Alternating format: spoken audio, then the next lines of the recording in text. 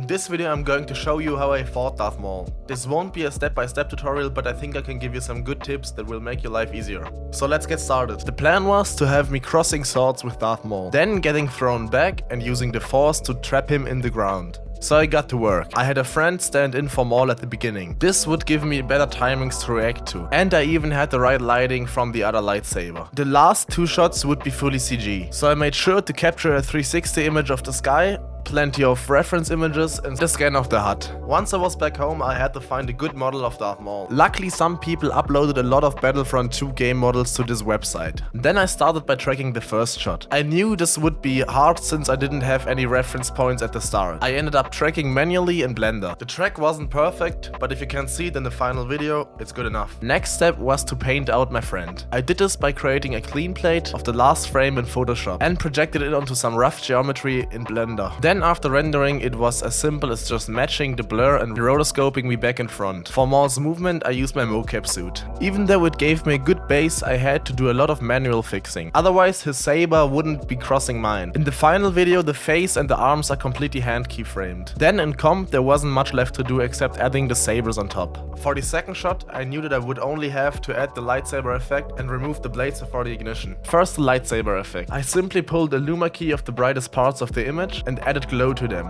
This worked pretty well. The paint out on the other hand was pretty painful to do, since I passed in front of my face once and then hold it for some time in front of my body. I tried using content aware fill, but this left me with a lot of artifacts. In the final comp, I used a combination of content aware fill for when it passes in front of the ground and manual paint out for everything else, which was just as simple as time shifting the clip and animating the position. I say simple since in theory this isn't hard to do, but in practice it took me around 6 hours. For the full CG shot, I used F-Spy to get a rough model of the road and the field. Then I imported the scan and placed it in the scene. I used a paid plugin called Geoscatter to populate the scene with grass. I knew that I wanted to have the camera lower than the field, which would be easier since this would hide the horizon line. I used different motion capture clips I recorded days before for this animation.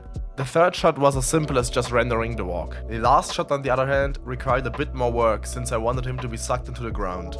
I opened Houdini, where I already prepared some things. I procedurally created cobblestone using a Voronoi fracture and then a for loop running over all connected primitives, scaling them down, beveling them, remeshing them and adding noise to their position. Then I also created proxies for the RBD sim. In the RBD sim, I used the pop attract to pull the objects towards Maul. Afterwards, I created a vellum grain sim using the same method as before, but having simulated rocks as collider. To avoid starting with intersections, I used a group node in combination with the blast node to remove all the points inside the rocks. Then as a last pass, I created a pyro sim using the rocks and the grains as a collider. This gave me this result.